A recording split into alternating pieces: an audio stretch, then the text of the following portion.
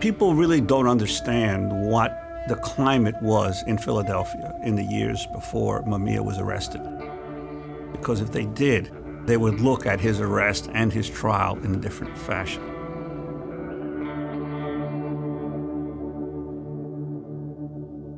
In 1982, Philadelphia journalist Mumia Abu-Jamal was convicted of first-degree murder in the killing of police officer Daniel Faulkner. On the July 4th weekend, he was sentenced to death. In 2001, federal court judge William Yon overturned Abu-Jamal's death sentence as illegally imposed and unconstitutional. Yet Abu-Jamal remained on death row for more than 10 years while the Philadelphia district attorney continued to pursue his execution. In 2011, the DA's office conceded defeat, and after 30 years on death row, Abu-Jamal was transferred from solitary confinement and joined the general prison population, where he continues his appeals. Mumia Abu-Jamal has said numerous times, "My only crime that night is that I survived." In fact, the effort to legally execute Abu-Jamal has only recently ended, but the first attempt to kill him may have been made on that fateful night of December 9, 1981. Abu-Jamal was also critically wounded, shot through the chest, and found near the prone body of Daniel Faulkner. And the evidence that convicted him for the murder, well, it doesn't exist. It's been well established over the years that Abu-Jamal's trial was patently unjust. For instance, the Philadelphia DA trained prosecutors to exclude blacks from juries. In Abu-Jamal's case, 11 out of the 15 preemptory strikes were made to bar blacks from his jury. What this short film will document is how countless due process violations began just moments after the shooting of Daniel Faulkner and Mumia Abu-Jamal, when members of the Philadelphia Police Department began to manufacture Abu-Jamal's guilt and, perhaps more importantly, conceal his innocence. In the culture wars that have punted Mumia the effigy back and forth across ideological fields of politics, race, and class, the attempt has been made to diminish the relevance of Abu-Jamal as a journalist in 1981. But this man, who was elected president of the Philadelphia chapter of the National Association of Black Journalists, was already well known throughout the city as a fiercely independent up-and-coming journalist.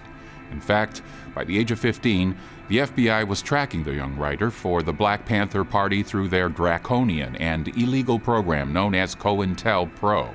Not for violent behavior, but because of his, quote, inclination to appear and speak at public gatherings. Also, in 1981, he was well known to the Philadelphia Police Department as an outspoken journalist who reported on police corruption and brutality, in particular with regard to the Philly PD's hostile relationship with the controversial MOVE organization, culminating in a year-long police siege of the MOVE House that ended in 1978 with the shooting death of police officer James Ramp. 9 members of MOVE were charged with the murder, and during his coverage of the trial, Abu-Jamal strongly criticized the actions of the police and the prosecution, including the implication that the officer was most likely killed by police crossfire.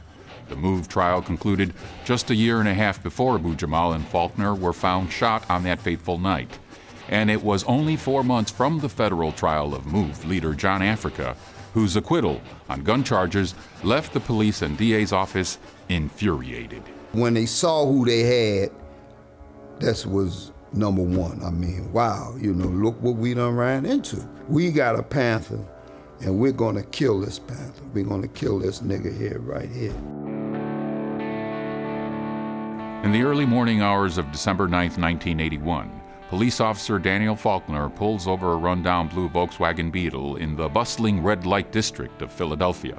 At 3:51 a.m., Faulkner reports over his radio that he has stopped the car at 13th and Locust Street. At the same time, Mumia Abu-Jamal is parked in his cab just around the corner. He fills out his log anticipating a new fare just as the clubs are closing. He's moonlighting as a cab driver after his uncompromising approach to reporting began to cost him work as a journalist. He had recently started carrying a registered .38 Charter Arms revolver during his late-night cab runs after having recently been robbed at gunpoint. From the DA's office to Abu-Jamal's most ardent defenders, all agree that Abu-Jamal's brother Billy Cook, who ran a street vendor stall nearby, exited his Volkswagen and had an exchange with Faulkner. But what happened next has been the subject of heated debate ever since. What is certain is that the version put forth by the prosecution in conjunction with the Philadelphia Police Department at Abu Jamal's 1982 trial is a complete fabrication, and a willful fabrication at that. After being denied his constitutional right to defend himself at his original trial, and after heeding legal advice not to testify at his appeals hearing in 1995, Abu Jamal released a declaration in 2001 in which he details the events of that night. I did not shoot Police Officer Daniel Faulkner. I had nothing to do with the killing of Officer Faulkner. I am innocent. I was filling out my log when I heard some shouting. I glanced in my rearview mirror and saw a flashing dome light of a police cruiser. This wasn't unusual. I continued to fill out my trip sheet when I heard what sounded like gunshots. I looked again into my rearview mirror and saw people running up and down Locust. I recognized my brother standing in the street, staggering and dizzy. I immediately exited the cab and ran to his screen. As I came across the street, I saw a uniformed cop turn toward me, gun in hand. Saw a flash and went down to my knees. Now, the prosecution claimed that Abu Jamal's brother, Billy Cook, was alone in the Volkswagen. Officers James Forbes and Robert Shoemaker testified at the 82 trial that they were the first officers to arrive on the scene and that they immediately found Abu Jamal's gun as well as Faulkner's gun. Inspector Alfonso Giordano would arrive 3 minutes later and take control of the scene as the ranking officer. At pre-trial hearings, Giordano testified that Abu Jamal confessed to the murder when Giordano asked him where his gun was, and Abu Jamal replied, "I dropped it beside the car after I shot him." Cab driver Robert Chobert testified he was parked just behind Faulkner's squad car, witnessed the shooting, and identified Abu Jamal as the shooter. Prostitute Cynthia White also testified that she saw the shooting. Her testimony matched that of Robert Chobert's. All of these claims, most of which form the foundation of the prosecution's case, were manufactured. Let's first look at the claim that Billy Cook was alone in the Volkswagen. After Faulkner radioed that he stopped a car, he followed with, quote, "On second thought, send me a wagon." This request for backup clearly indicates that there was more than one person in the car. Then in 1995, Captain Edward D'Amato admitted that a driver's license permit for a man named Arnold Howard, a business partner of Cook's, was found on Faulkner. Again, strong evidence that there was more than one person in Billy Cook's Volkswagen. In 1982, the police and prosecution illegally kept this evidence from Abu Jamal and his defense attorney. Why were they suppressing this evidence of other potential suspects in the shooting of Daniel Faulkner? Now, what about the immediate recovery of the weapons? Radio transmissions from the scene to Central Command over the next 15 minutes contradict the testimony of Officers Forbes and Shoemaker. No officer reports immediately finding any weapons. In fact, nearly 5 minutes later, officers on the scene report that Faulkner's gun is missing. It was 14 minutes before it was reported that the suspect's gun was recovered and that they had the doer in custody. There is no report that Abu Jamal confessed. There is no report that a witness or witnesses identified anyone as the shooter. Prior to the arrival of the police mobile forensics unit, freelance photographer Pedro Polikoff arrives, moving freely through the crime scene and snapping off more than 24 photos. These photos show, contrary to police regulations, that the area was not properly secured to preserve evidence. The photographs also show Officer Forbes walking around carrying both guns in his bare hand. This lack of regard for forensic evidence looks more like willful intent to manipulate a crime scene when you consider the following. Police reported no fingerprints on the guns. No tests were done on Abu Jamal's hands for gunpowder residue. Contrary to police regulations, Officer Forbes failed to immediately turn over the weapons to the mobile crime unit. In fact, the weapons were not turned over for 2 hours. Later, the police falsely described the bullet from Faulkner's head wound as too damaged and deteriorated to do a comparison ballistics test with a bullet fired from Abu Jamal's gun. but photographs of the bullet clearly show the identifying characteristics, its twists, the number of lands and grooves, and the relative widths. Instead, the prosecution claimed that the bullet was, quote, consistent with one fired from Abu Jamal's Charter Arms .38 revolver. Although police ballistics expert Anthony Paul admitted this is true of, quote, multiple millions of guns. During appeals, when Abu Jamal and his legal team demanded independent testing to determine if the bullet was fired from Abu Jamal's gun, their request was denied, first by Judge Albert Sabo, and then later by federal court judge William Yon. What all of this clearly illustrates is that, in fact, there is no physical evidence that Abu Jamal shot Faulkner, or that his gun was the murder weapon. But what about eyewitness testimony? What about Cynthia White, the prostitute whose testimony was the linchpin to the prosecution's case? Several times after the shooting, she was arrested only to be let go after she signed updated witness statements. Each time, the story changed to make a stronger case against Abu Jamal. By the time the case went to trial, her statement fit perfectly into the prosecution's case. Witnesses Pamela Jenkins and Yvette Williams swore that White said she was scared for her life under police threats if she didn't testify as they wanted.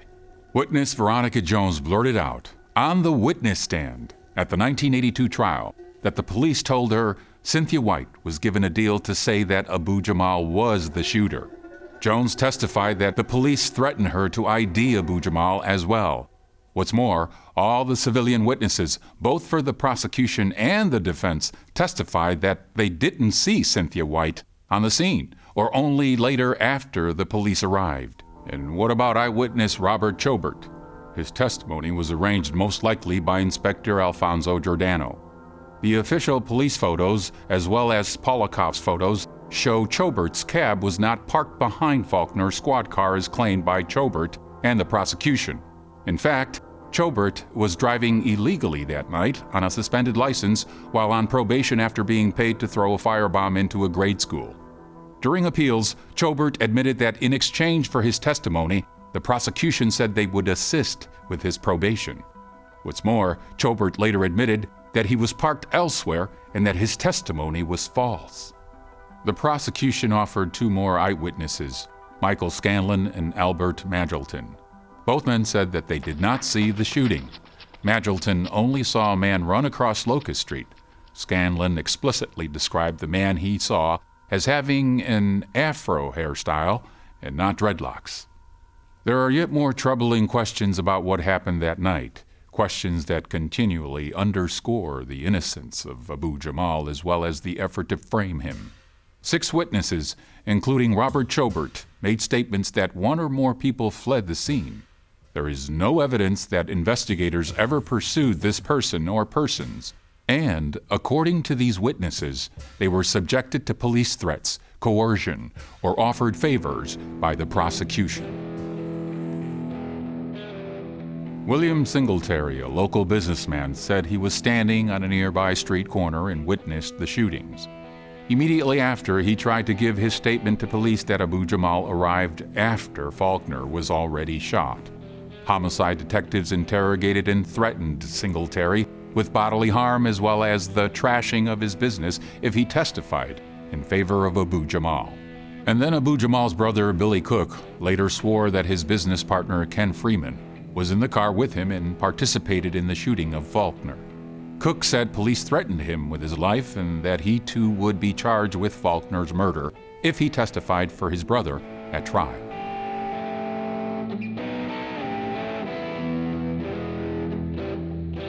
Also factor in that 8 people, including 2 officers and 2 prosecution witnesses, identified the shooter or persons near Faulkner as wearing a green army jacket. But Billy Cook was wearing a blue Nehru-style jacket, and Abu Jamal was wearing a blue quilted ski jacket with wide red zigzag stripes. In 1999, a career criminal and self-described hitman Arnold Beverly confessed he shot Faulkner in the head and that Abu Jamal arrived after Faulkner was shot and had nothing to do with the shooting. Without providing any reason except that the confession was too late, the Pennsylvania and federal courts have refused to even admit this confession into evidence. Now, while the prosecution supposedly had 4 witnesses to the shooting, none of their witnesses ever said they saw Abu Jamal get shot. The prosecution argued that as Abu Jamal came across Locust Street, he shot Faulkner in the back, and as Faulkner turned and was falling down, he pulled his gun and shot Abu Jamal. An upward shot through his chest. While the prosecution tried to explain the clear downward trajectory of the bullet as a ricochet off his ribcage, medical evidence is clear that the bullet moved cleanly into Abu Jamal's chest, through his lung, and lodged near his liver in an uninterrupted downward line. The prosecution's rendition of how Abu Jamal was shot is physically impossible. But perhaps the most striking fabrication of the case presented to jurors in 1982, a falsehood that formed the emotional foundation of the prosecution's case and its success in securing a death sentence, is the testimony of Cynthia White and Robert Chobert that Abu Jamal shot Faulkner, execution style, standing directly over him and unloading 4 rounds, somehow 3 miss and only 1 strikes Faulkner in the face. Now, what this claim actually shows is the clear intent by members of the Philadelphia Police Department and the District Attorney's Office to frame Mumia Abu Jamal for a crime he did not commit.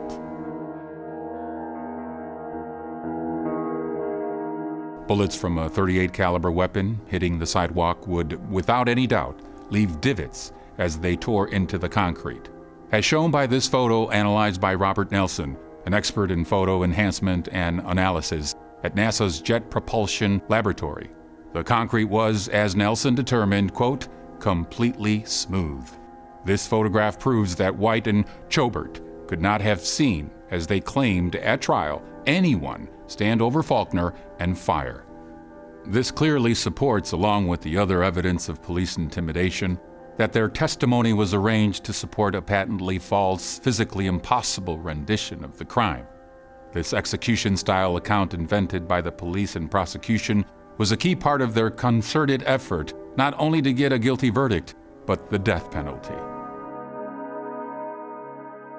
Mumia Abu Jamal's arrest for this murder was shocking to all who knew him or knew his work. The headline of the Philadelphia Inquirer the next day was unusually sympathetic, stating, "The suspect, Jamal, an eloquent activist not afraid to raise his voice." Philadelphia Inquirer, December 10, 1981. Arrested and charged with murdering a police officer, Abu Jamal from the very outset acted on his innocence, twice requesting a police lineup, a direct challenge to prosecution witnesses to identify him. He knew the real shooter, or shooters, must have fled the scene, but the court denied his requests for a lineup, just as they would deny his request for funds that would pay for defense investigations as well as expert ballistics witnesses. What's been presented here is evidence of a concentrated effort to frame a man who had been the object of hatred among members of the Philadelphia Police Department for more than a decade. Though it was denied by police, the admitting doctor at Jefferson Hospital, where both Abu Jamal and Faulkner were admitted, noted injuries indicating that Abu Jamal took a serious beating in addition to his critical gunshot wound. Supported by civilian witness statements, Abu Jamal himself recounts being punched, kicked, and rammed headfirst into a pole by officers arriving on the scene. After being thrown into a police van, Inspector Alfonso Giordano assaults Abu Jamal in the head with a police radio while hurling racial slurs. A former commander of the Philadelphia Police Department Stakeout Cops, Giordano was in charge of the raids on the offices of the Philadelphia chapter of the Black Panther Party in the late 1960s, when Abu Jamal was a prominent member. Giordano was also in charge of the year-long police siege of MOVE in 1978, which typified racial tensions in the city at the time and resulted in the subsequent trial of the MOVE 9. When Giordano arrived on the crime scene to find the wounded journalist Abu Jamal, he knew exactly who he was, and from that moment on, all police attention was directed to producing evidence of Abu Jamal's guilt and nothing else. As the prosecution built their case, Giordano was the prime police witness during pretrial hearings, and his account of Abu Jamal's confession was a cornerstone. But without explanation, he was pulled from the case and did not even testify at trial. Unknown to Abu Jamal and his defense, Giordano, as well as the commander and deputy commander of the Center City area, along with the head of the homicide division, in fact, the entire chain of command in Abu Jamal's prosecution, were all under FBI investigation for corruption at the time of Faulkner's murder. Giordano was removed from his post as a command inspector and relegated to desk duty after the FBI and the Justice Department apparently informed Philadelphia District Attorney Ed Rendell that Giordano was under investigation for corruption and his testimony at Abu Jamal's trial would undermine their case. Giordano resigned from the police force at full retirement pay, the first working day after Abu Jamal's conviction. His previously publicized report that Abu Jamal confessed to shooting Faulkner was not even introduced at trial. But the prosecution would still get their confession. The DA's office convened a roundtable meeting and asked police witnesses, did anybody hear his statement? Officers Gary Bell and Gary Wakshull, along with Jefferson Hospital security guard Priscilla Durham, suddenly report a second confession by Abu Jamal. At this point, this dramatic second confession is being remembered and reported more than 2 months after the night of the crime. Officer Wakshull, assigned to Abu Jamal from the crime scene through his admittance to the hospital, along with Officer Bell and security guard Durham, reportedly heard Abu Jamal say, "I shot the motherfucker and I hope he dies." But less than 2 hours after supposedly hearing this confession, Wakshull completed his report to homicide detectives with the statement that during his entire time guarding Abu Jamal, quote, "the Negro male made no comments."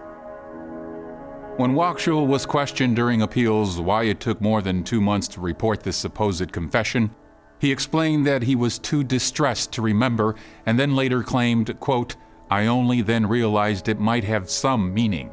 Security guard Priscilla Durham, who had aspirations to become a police officer herself, later admitted to her stepbrother that she lied about hearing this confession. And what about Dr. Anthony Coletta, who was with Abu Jamal from the time he arrived in the emergency room until he went into surgery and stated that he did not hear nor hear of any confession made by Abu Jamal in the hospital?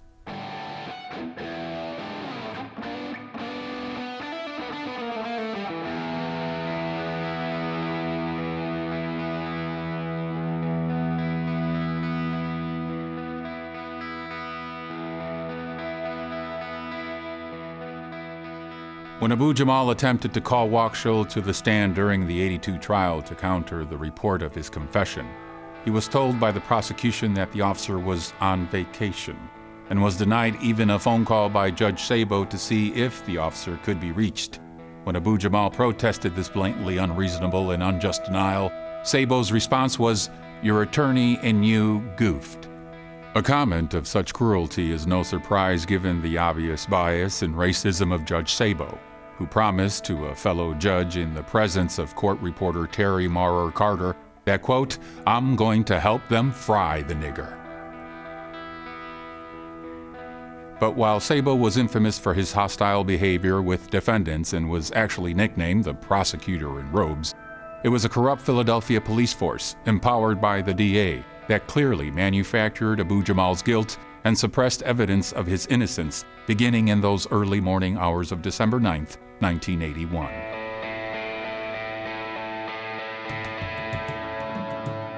In 1998, from the bowels of death row, Mumia Abu Jamal made this statement, a statement that reaches back into Philadelphia's unquestionably racist history and shines a bright light into the darkness. Even after their legal legerdemain, I remain innocent. A court cannot make an innocent man guilty. Any ruling founded on injustice is not justice. The righteous fight for life, liberty, and for justice can only continue.